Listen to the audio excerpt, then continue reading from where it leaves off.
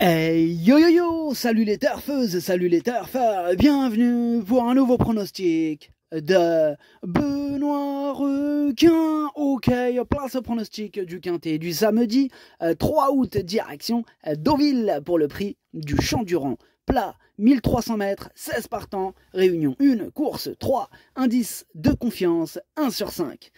Petit retour sur le quintet de ce jeudi. Wow, ce mois d'août commence très fort. Dans mon pronostic, je vous ai donné le tiercé dans l'ordre, 180 €. Je vous ai donné le quarté dans l'ordre, 1805 €. Et pour le VIP, quintet dans l'ordre, 29 516 €.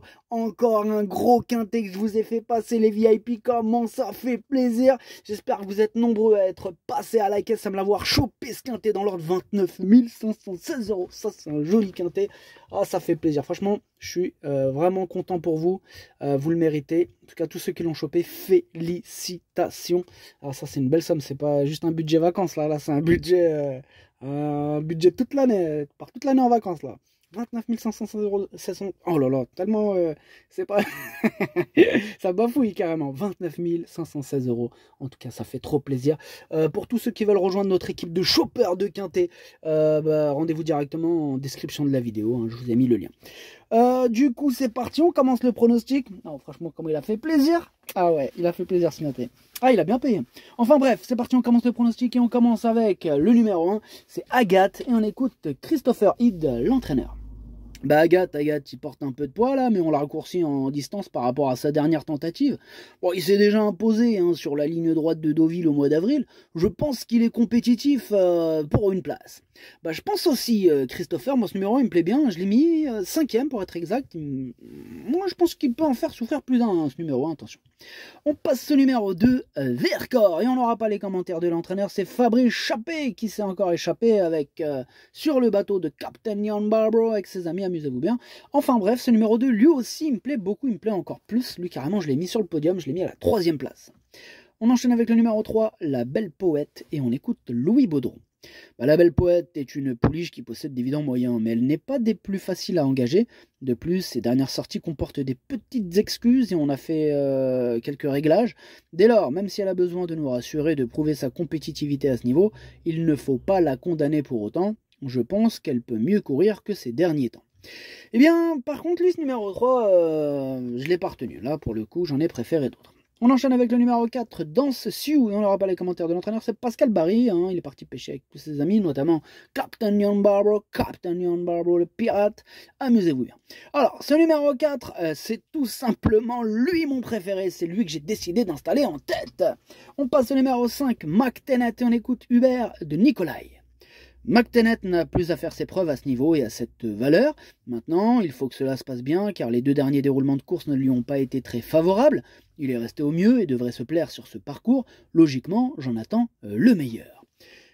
Pareil, j'en attends le meilleur de ce numéro 5 que j'ai mis 4ème. On enchaîne avec le numéro 6, Silver Feather, et on écoute Henri-Alex Pantal. Silver Feather s'est montré un peu décevante la dernière fois à Compiègne. On tente un essai sur la ligne droite, cela peut être intéressant. Ouais, on va voir, on verra bien ce qu'on verra. En tout cas, ce numéro 6, moi je l'ai gardé aussi. Je l'ai mis 6ème. On passe au numéro 7, la Mandala, et on écoute mademoiselle Victoria Hyde. La Mandala n'a pas trop mal couru dernièrement alors qu'elle découvrait la ligne droite en compétition. Cet engagement est une suite logique, c'est une pouliche que j'ai toujours aimée, mais je l'ai peut-être rallongée trop.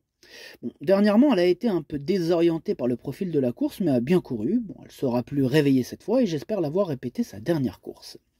Ouais, bon, mitigé, moi, ce numéro 7, voilà, j'en ai préféré d'autres, mais il me fait peur quand même, en même temps, c'est du plat, attention. Ce numéro 7, il est en plein milieu de ma petite liste des possibles troubles faits. On enchaîne avec le numéro 8, Koslovka, et on n'aura pas les commentaires de l'entraîneur, c'est Pierre Brandt, qui est parti pêcher avec ses amis, avec Captain Jan Barbro, amusez-vous bien. En tout cas, ce numéro 8, lui, il me plaît beaucoup. Lui, j'y crois, dur comme fer, je l'ai mis 2ème. On passe au numéro 9, Pretty Berry, on écoute Nicolas Perret. Après avoir effectué quelques réglages le matin, cela a porté ses fruits en compétition. Bon, actuellement, Pretty Berry est en pleine forme et sur sa lancée, on tente ce gros handicap. Je ne sais pas comment cela va se passer, mais sachez que sa forme est excellente. Sur sa lancée, on peut en escompter une belle performance. Ok, bah c'est noté, Nicolas. En tout cas, ce numéro 9, je l'ai gardé, il me plaît bien, mais plutôt en bout de combinaison. Bah, on passe au numéro 10, c'est Kaladbolg, et on écoute Johan Bonnefoy. Écoutez, dernièrement, Kaladbolg s'est montré trop pas lent pour pouvoir espérer bien finir. Cette fois, je le raccourcis et j'espère qu'il me montrera son vrai visage, et sans excuse. Il est certain que sa marge de manœuvre est désormais plus réduite, mais j'ai besoin de le voir évoluer avec un parcours fluide et sans encombre. Le voir à l'arrivée serait une satisfaction. Ouais, en effet, mais pas pour tout le monde, hein, parce que moi je ne l'ai pas retenu. On passe au numéro 11, Zeolakis, au bon lait de brebis. Et on écoute Hans-Albert Blum. Zeolakis, pas au bon lait de brebis, je sais pas ce qu'il raconte, le requinois. En tout cas, Zeolakis, c'est vraiment très bien. Bon, cependant, cela serait un avantage si le terrain pouvait être souple. Il découvre les handicaps, mais je le pense compétitif. Ouais, je le pense pas non compétitif, mais bon, voilà, j'ai dû faire un choix, c'est un regret, c'est mon deuxième cheval de complément en canon partant, attention. On passe au numéro 12, Tokyo Dreamer, et on écoute Eddie Abari. En dernier lieu, Tokyo Dreamer participait à son premier handicap, et je trouve qu'elle a eu un bon comportement, même si elle a mis un peu de temps à se mettre en jambes. Sa fin de course m'a séduit et j'espère que cette fois, avec un bon départ de sa part, elle pourra terminer dans la bonne combinaison. Elle est compétitive. Ouais, chacun voit midi à sa porte. En tout cas, moi, ce numéro 12, je ne l'ai pas retenu. On passe au numéro 13, Astra Dream, et on écoute Christophe Escuder.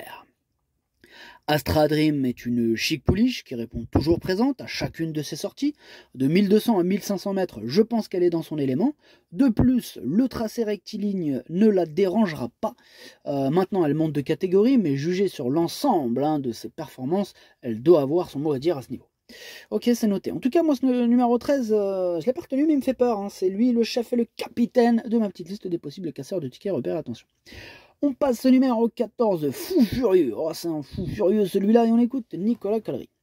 Oh, les tracés rectilignes peuvent être son sport, mais bon, c'est surtout la distance qui est bien pour Fou Furieux.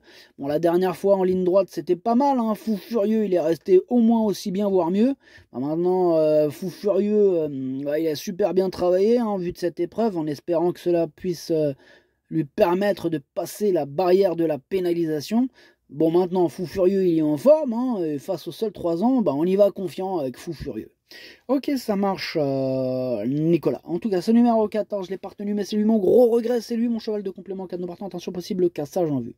On passe au numéro 15, c'est Brothers of Lilith. On n'aura pas les commentaires de l'entraîneur, c'est c'est Captain Ian Barbro. Captain Ian Barbro, l'entraîneur, donc évidemment qu'on n'aura pas les commentaires. En tout cas, voilà, ce numéro 15, pour ma part, je ne l'ai pas retenu, mais il est à l'arrière de ma petite liste des possibles troubles faits. Et on termine avec le numéro 16, Spécial, et on écoute Yann Lerner. Spécial est une pouliche qui peut se montrer assez délicate, mais avec un déroulement de course sans encombre, elle vaut un tel lot. Elle n'a plus à prouver sa compétitivité à cette valeur et mettra son petit poids à ce niveau. Écoutez, toujours en forme, je la crois en mesure avec un parcours favorable de jouer les premiers rôles. Elle partira avec ma confiance. Mais il est chaud Yann Lerner avec ce numéro 16, franchement, ça fait plaisir parce que je l'ai gardé. C'est pour ça que je suis content qu'il soit chaud. En tout cas, ce numéro 16, moi je l'ai gardé, mais pas... Lui il parle de première place, moi je parle plutôt de bout de combinaison. Je l'ai gardé en toute fin de combinaison. Le pronostic, ça donne 4, 8, 2, 5, As, 6, 9, 16. Merci d'avoir suivi cette vidéo. N'hésitez pas à mettre un pouce bleu si la vidéo vous a plu. Pour accéder à tous mes tickets pour la course du Quintet, rendez-vous directement en description de la vidéo. Encore félicitations aux heureux gagnants de ce super Quintet dans l'ordre de jeudi de 29 516 €. Ça fait plaisir. Bonne chance. Chopez-le moi. Ciao.